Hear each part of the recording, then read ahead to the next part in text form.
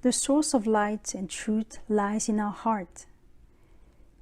This source flows when it is nourished by the divine radiation power.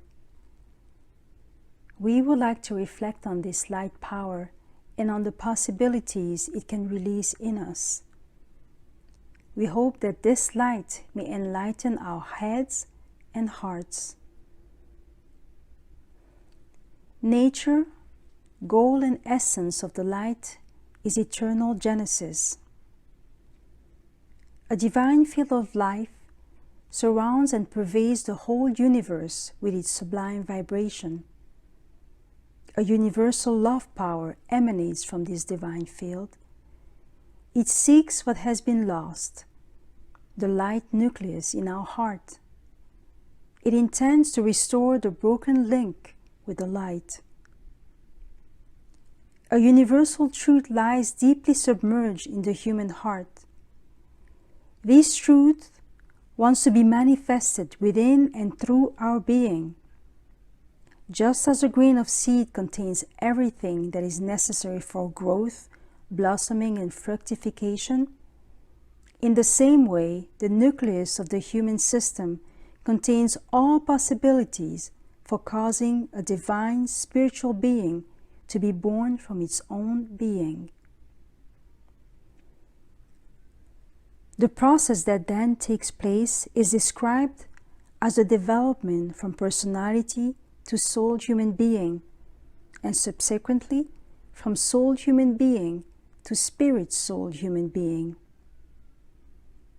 The first change is called transmutation. The second, transfiguration.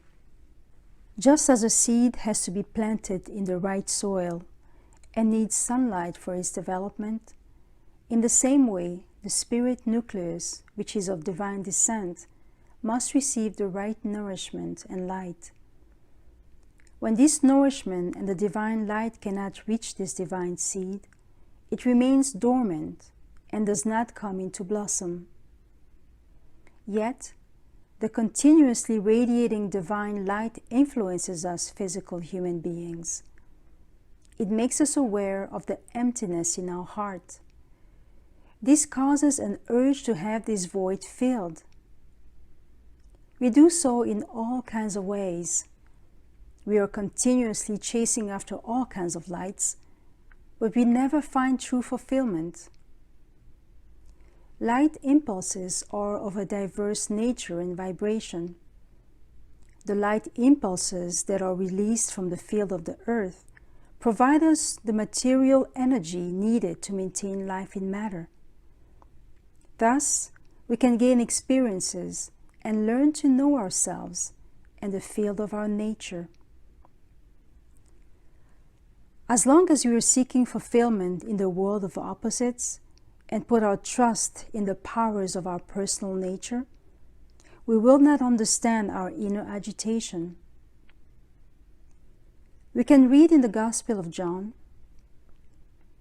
"The light shines in the darkness, and the darkness comprehended it not." The divine light field pervades the earthly field, and it now matters whether we notice something of this light and are able to react to it. A deep longing for the primordial source of the light is perhaps also living within us. We probably recognize this inner homesickness, this pre-remembrance, which works within us right through all life, and which makes us feel like a stranger in a crowd, Perhaps we know the feeling that something essential is lacking. We are seeking that which we are missing. We are focused on that which we desire. Heart and head are filled with it. Our actions and reactions testify to it. Any finding begins with longing. Longing is a magnetic power. All longing links us with the invisible threads to that on which we are focused. Through many experiences, and often through suffering, we become conscious that nothing in this world can satisfy our deepest longing.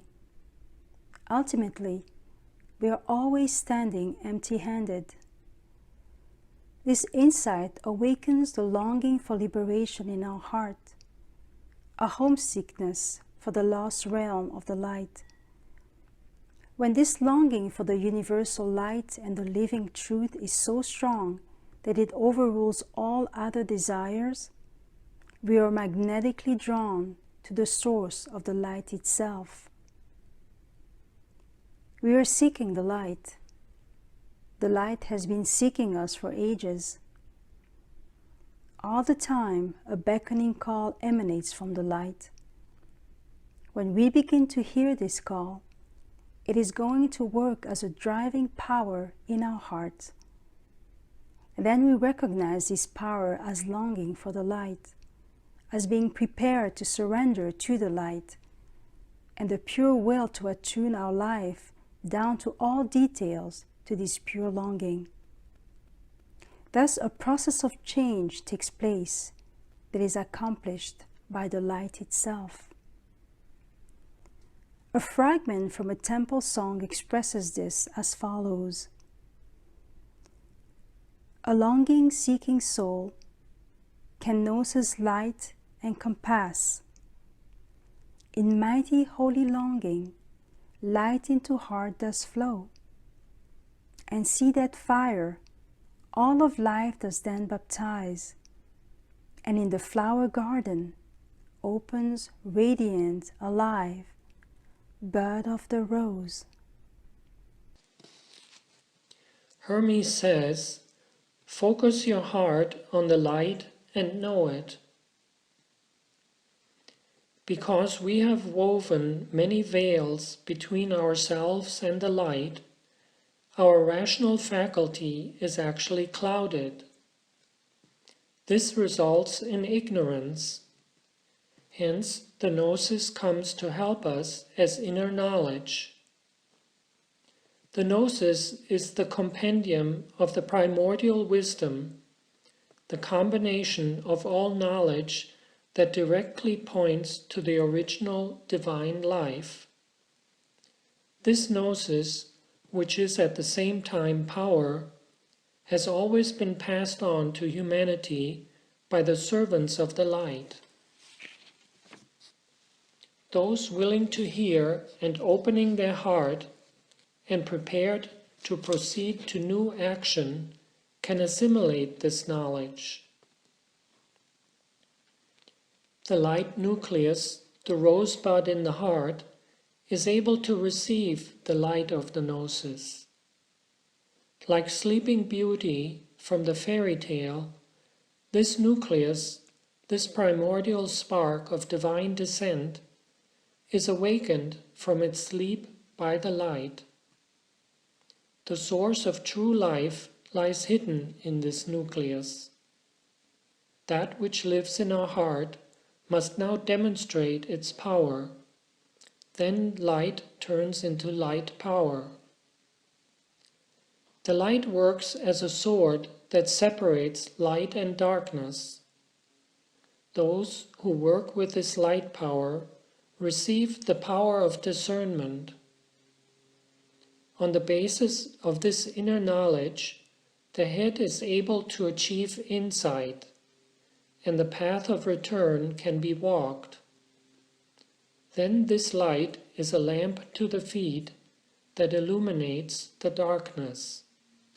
The Gnostic manuscript Pistis Sophia, stemming from the 2nd century AD, describes how the main figure, Pistis Sophia, in her quest for knowledge, searches all realms within the earthly field of life.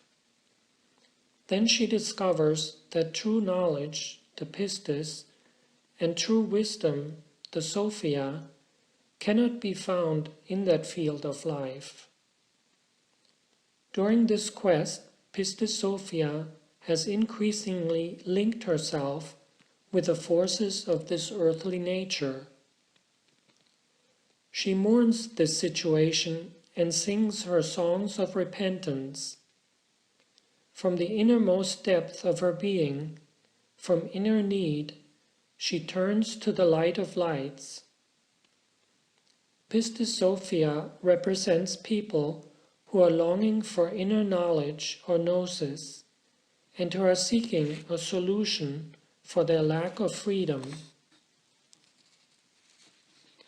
Some people are sensitive to the light, and through their natural power of assimilation, they become acquainted with the presence of the light.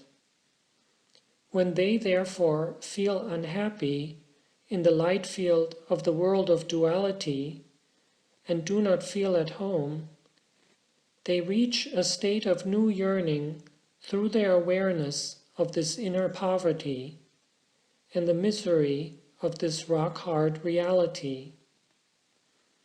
This longing is a prayer, a cry of the soul for new, for other light.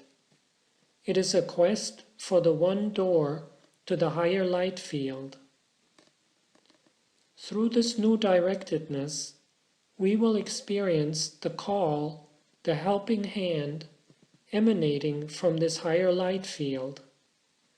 Yes, before we are even aware of this longing, the light has presented itself to us. This does not mean that we can already enter this light field. To this end, we must walk a path of farewell to the old nature, and a path of turning toward the new nature, a process of transmutation. This transmutation is the primary manifestation and realization of the sanctifying, healing spirit, the spirit of the new light field. Those who seek the light will find it. They must walk in and with the light so that they will change through this light. This Gnostic directedness, with all ensuing consequences and experiences, turns us into a true Pistis Sophia, in whom all egocentricity and all delusion and illusion are broken up. We conclude this contemplative meeting with a prayer preserved from the time of the Bogomils. Purify us, O God. Purify our inner and our outer being. Purify body, soul, and spirit, so that the seeds of light within us may grow and turn us into a torch. Let us become a flame that transforms everything within us and around us into light. May it be so.